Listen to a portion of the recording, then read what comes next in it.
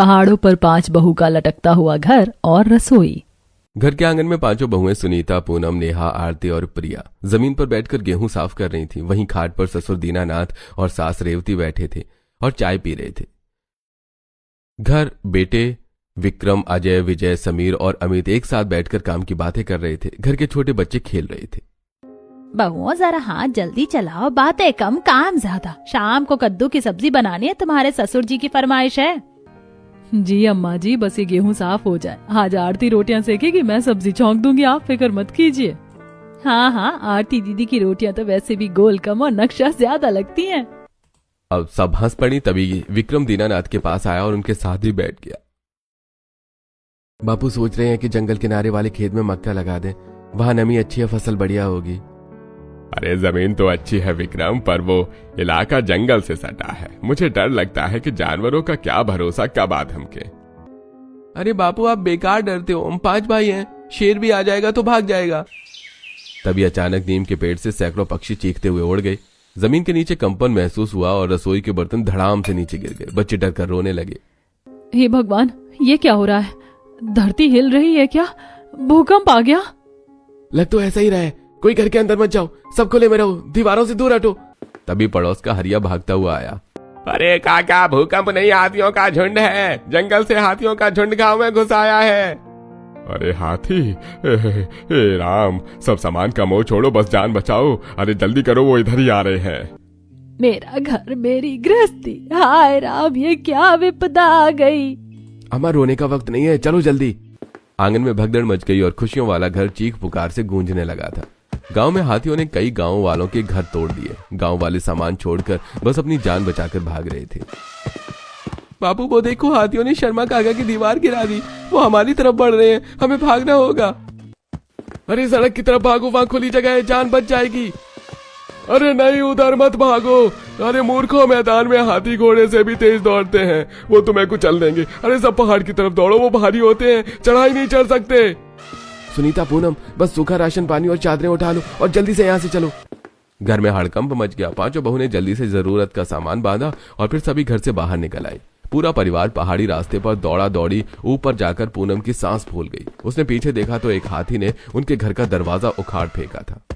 हमारा घर देखो जी, उन्होंने हमारा घर तोड़ दिया। अरे उधर मत देखो पूनम, अगर वहां होते तो वो हमें भी तोड़ देते। जान है तो जहान है, भागो यहाँ से। वो फिर ऊपर दौड़ने लगे। पीछे उनके घर टूटने की आवाजें दिल पर हथौड़ा की तरह लग रही थी। उनके पीछे कुछ और गांव वाले भी आ रहे थे। पूरा परिवार और गांव वाले पहाड़ के आधे रास्ते पर पहुंचकर रुक गए। नीचे का नजारा दिल तोड़ने वाला था। हाथियों का झुंड अब भी शांत नहीं हुआ था। जो घर कल तक खड़े थे वो अब मलबे का ढेर बन चुके थे। हाय राम, सब खत्म हो गया। वो देखो, मेरी रसोई, मेरा आंगन, सब मिट्टी में मिल गया। हमने तिनका तिनका जोड़कर वो घर बनाया था, अब हम कहाँ सर छिपाएंगे। बापू, अब हम कहाँ जाएं? नीचे तो कुछ बचा ही नहीं है, ना ही छत न दीवार है। हम बेघर हो गए बापू। छोटे छोटे बच्चे हैं, साथ में रात कहाँ गुजारेंगे? हमें दूसरे गांव में चले जाना चाहिए था। कम से कम वहां किसी के घर में तो सो सकते थे। यहाँ इस जंगल में तो हम वैसे ही मर जाएंगे। नहीं, नीचे जाने का तो सोचना भी मत। वो अभी भी वहीं घूम रहे हैं। अगर हम वापस गए तो वो हमें नहीं छोड़ेंगे। नीचे साक्षात मौत खड़ी है। अरे हिम्मत मत हारा जाए, हम नीचे नहीं जाएंगे और ना ही किसी के आगे हाथ फैलाने दूसरे गांव जाएंगे। हम ऊपर जाएंगे, उस चोटी पर। वो जगह ऊंची है और सुरक्षित है, वहां हाथी नहीं चढ़ पाएंगे। अब से वही पहाड़ हमारा घर होगा। लेकिन बापू, वहां कैसे रहेंगे? इंसान चाहे तो बंजर को भी बाग बना सकता है बेटा। हमारे पास 10 हाथ और 10 समझदार दिमाग है, हम कर लेंगे। चलो, अंधेरा होने से पहले ऊपर पहुंचना है। कुछ ही देर में पूरा परिवार पहाड़ की चोटी पर पहुंच गया। पहाड़ की चोटी पर तेज तेज हवा चल रही थी। 2 टीलों के बीच गहरी खाई थी और हजारों फीट नीचे बहती नदी की आवाज गूंज रही थी। दीनानाथ और उनके बेटे किनारे पर खड़े होकर नीचे झांक रहे थे। बापू, यहाँ तो पैर फिसलते ही सीधा यमराज से मुलाकात होगी। नीचे देखो, नदी कितनी तेज है, हम यहाँ कैसे रहेंगे? अरे रहना तो पड़ेगा बेटा, यही कुदरत की चुनौती है।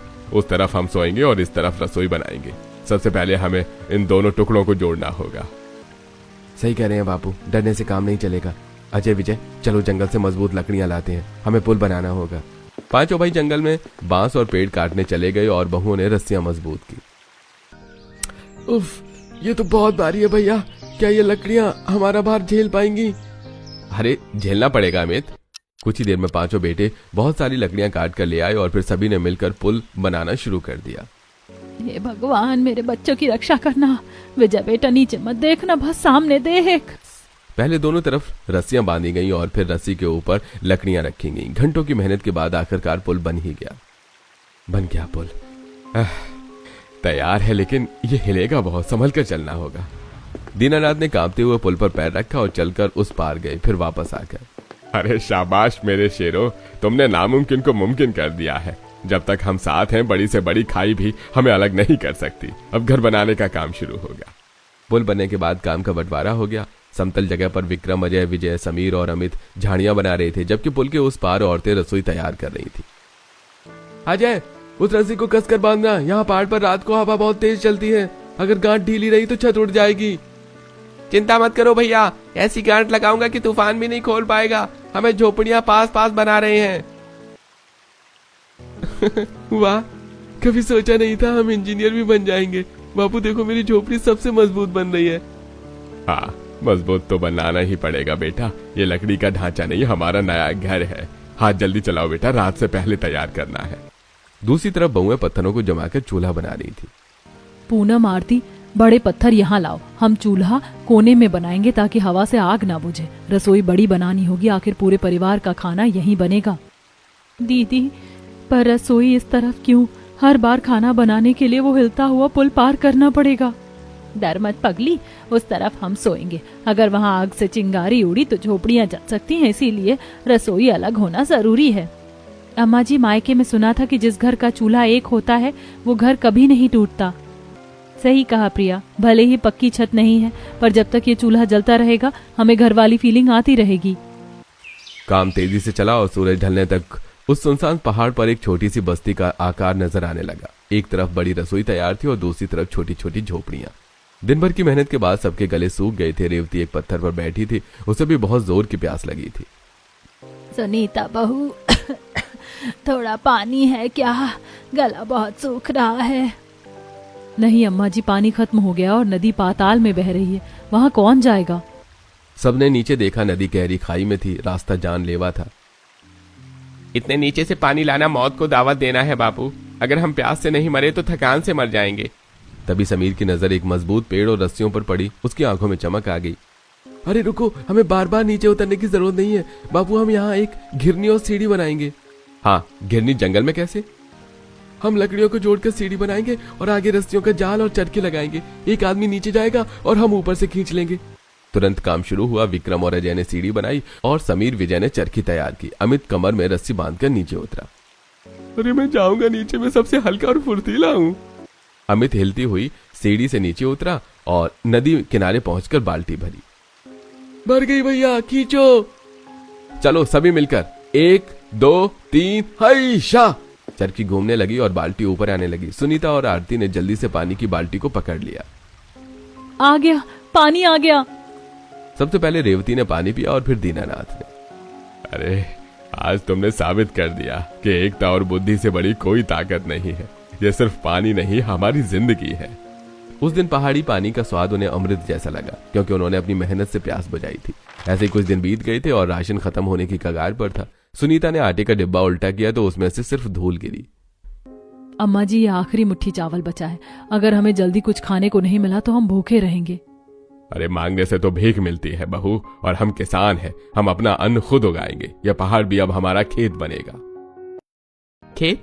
बाबू, ये जमीन नहीं, पत्थरों का ढेर है। यहाँ कुदाल मारेंगे तो चिंगारी निकलेगी, अनाज नहीं। इतनी ऊबड़ खाबड़ जमीन पर खेती कैसे होगी?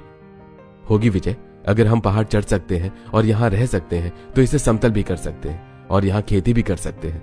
हाथ में छाले पड़ेंगे पर पेट की आग बुझानी है तो पसीना बहाना पड़ेगा। चलो भाई। सभी ने एक साथ मेहनत शुरू की। विक्रम, अजय, विजय और गांव के लोगों ने भारी पत्थरों को खोदा और बहुओं ने कंकड़ पत्थर टोकरियों में भरकर फेंके।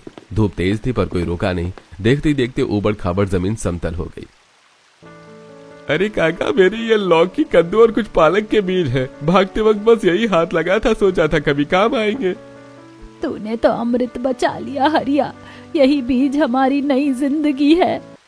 दीनानाथ ने कांपते हाथों से बीज बोए। अमित और समीर ने चरखी से पानी खींचा। जैसे ही पानी सूखी मिट्टी पर गिरा, मिट्टी महक उठी।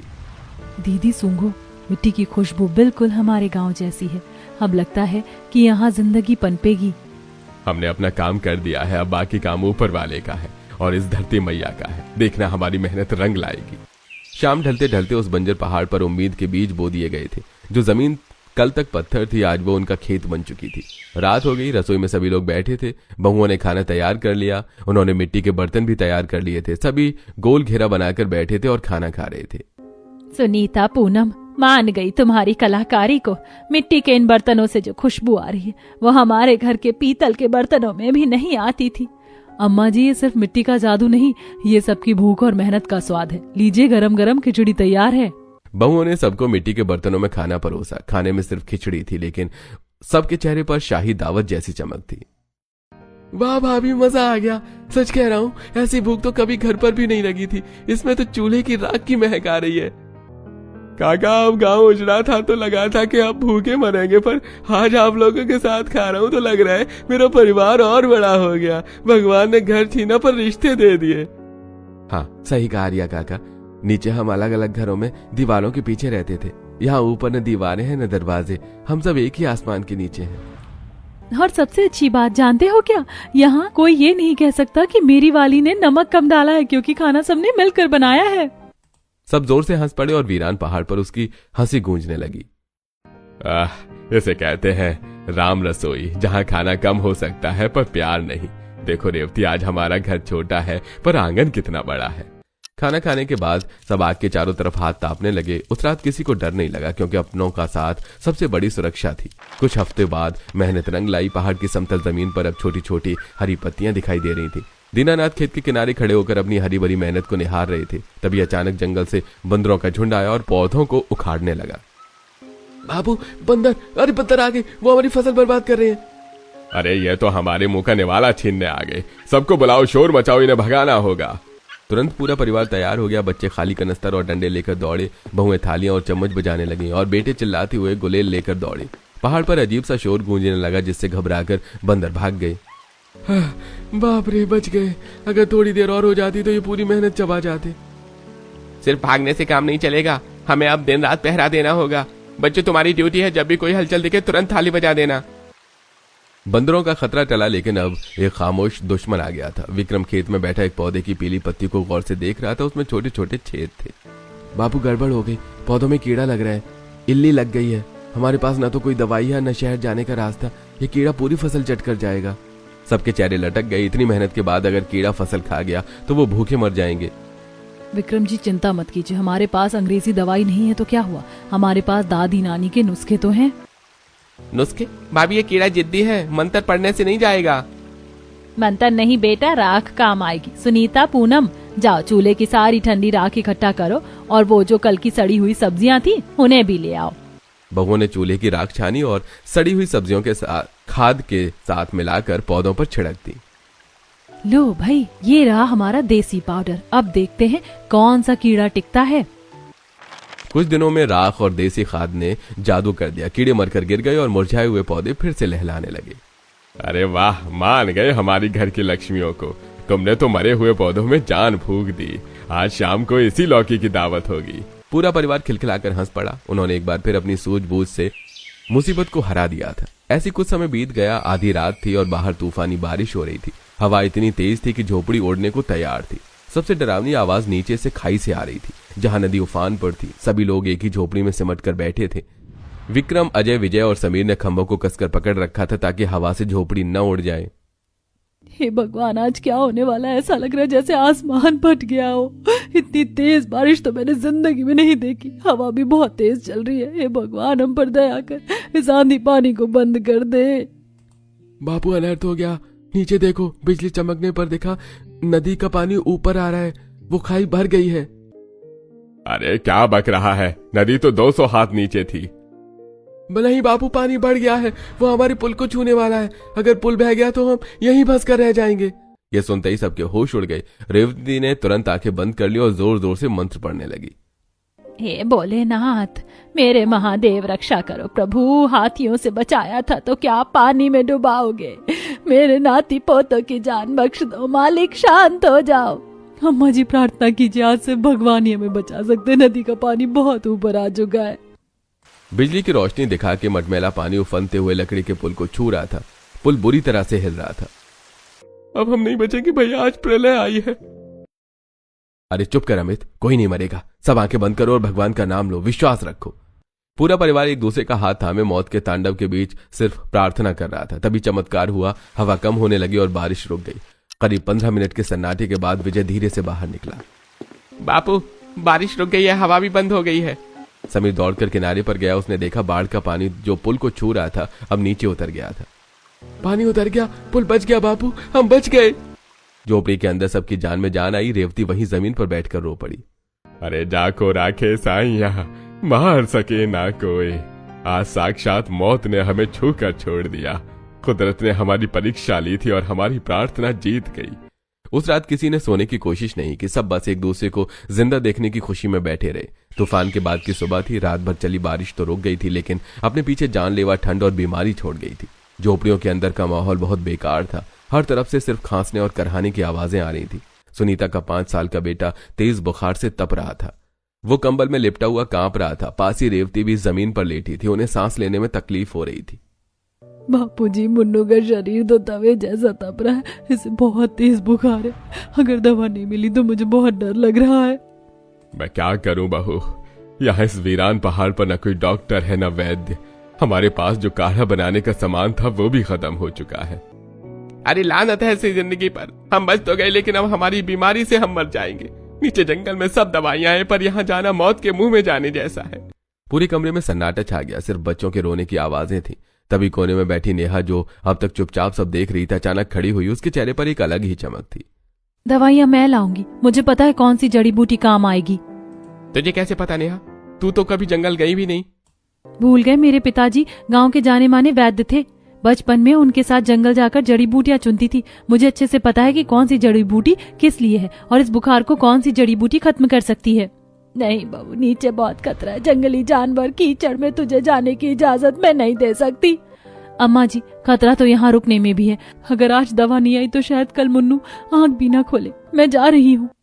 नेहा बाहर की तरफ बढ़ी। तभी विजय ने उसका हाथ पकड़ लिया। तो मैं तुझे अकेले जाने दूंगा पायल? क्या समझ रखा है? चल मैं भी साथ चलूंगा तेरी रक्षा के लिए। लाठी चाहिए होगी ना?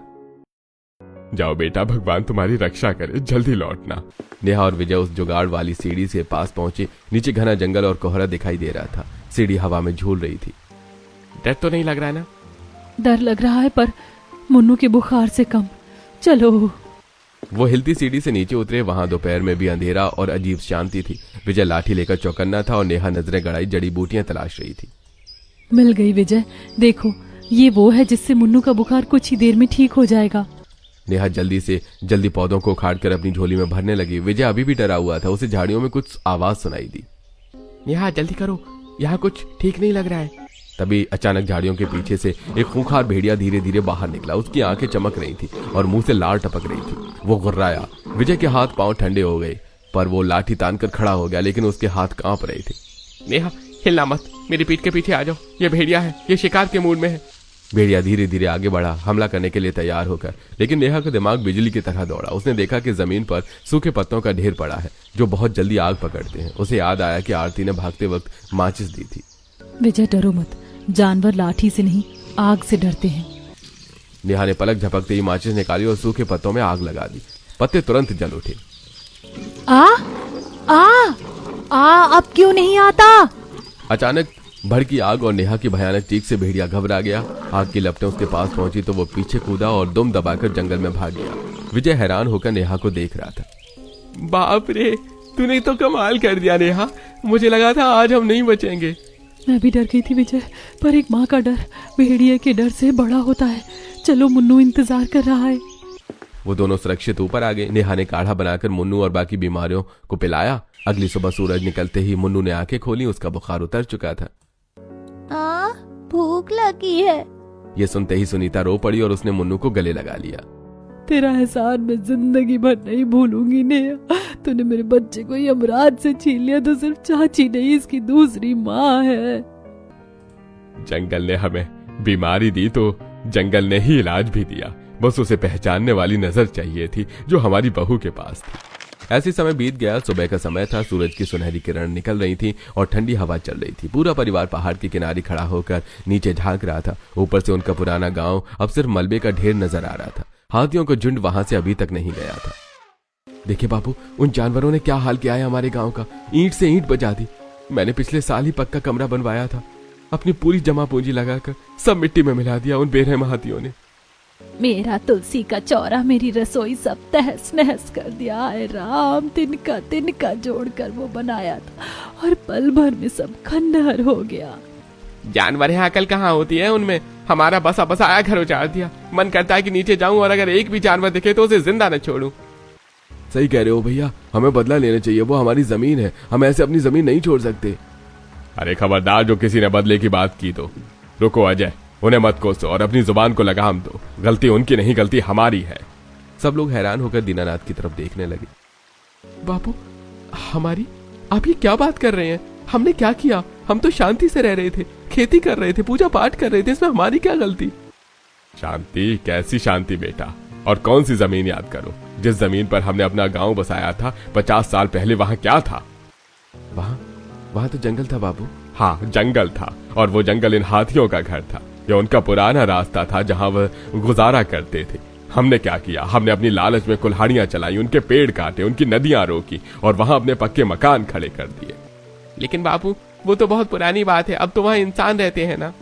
बेटा, जमीन की रजिस्ट्री इंसानों की कचहरी में होती है, कुदरत की अदालत में नहीं। हमने सोचा था कि जंगल गूंगा है, कुछ नहीं बोलेगा, पर हम भूल गए जब हम किसी का घर छीनते हैं तो एक दिन वो अपना घर वापस मांगने जरूर आता है। इसका मतलब हाथियों ने हम पर हमला नहीं किया? नहीं रेवती, उन्होंने हमला नहीं किया। उन्होंने बस अपनी जमीन वापस ली है, अपना घर वापस लिया है। कुदरत ने अपना हिसाब बराबर किया है और ये जो तबाही तुम नीचे देख रहे हो ना, ये हमारा घमंड टूटा है। दीनानाथ की बातें सुनकर पूरे परिवार को जैसे सांप सूंघ गया हो। विक्रम और अजय का गुस्सा शर्मिंदगी में बदल गया। बापूजी सही कह रहे हैं। हम इंसानों ने अपने लालच में इनका सब कुछ छीन लिया। हम उन्हें जानवर कहते हैं, लेकिन असली जानवर तो हम बने जो उनके घर में घुस गए। अब समझ आया कि वो घुसपैठिए नहीं, हम घुसपैठिए थे। तो बापूजी अब क्या होगा? क्या हम वापस नीचे जाएंगे? वो जमीन तो हमारी है ना? नहीं, अब हम नीचे नहीं जाएंगे। वो जमीन हमारी नहीं थी, हमने बस उस पर कब्जा किया था। अब हम यहीं रहेंगे, इन पहाड़ों पर बापू, यहाँ रहना बहुत मुश्किल है। न पक्की छत है, न सुविधाएं। सुविधाएं कम होंगी विजय, पर सुकून पूरा होगा। यहाँ हम प्रकृति को काटेंगे नहीं, बल्कि उसके साथ जिएंगे। हम यहाँ उतने ही पेड़ लगाएंगे जितने हमने नीचे काटे थे। ये पहाड़ अब हमारा घर है और वो नीचे का जंगल उनका। मुझे माफ कर दो मेरे भाई, गलती हमारी थी। हमने तुम्हारा हक छीना था। आज से ये जंगल तुम्हारा और ये पहाड़ हमारा। उस दिन उस परिवार ने अपना पक्का मकान जरूर खोया, लेकिन एक बहुत बड़ी सीख पाली। हम इंसान अक्सर विकास के नाम पर कंक्रीट के जंगल खड़े कर देते हैं और भूल जाते हैं कि इस धरती पर सिर्फ हमारा हक नहीं है। जब हम जंगल काटते हैं तो हम सिर्फ पेड़ नहीं काटते, हम हजारों बेजुबानों की छत छीनते हैं। आओ हम भी एक वादा करें, जिएं और जीने दें, क्योंकि ये धरती जितनी हमारी है उतनी ही उनकी भी है।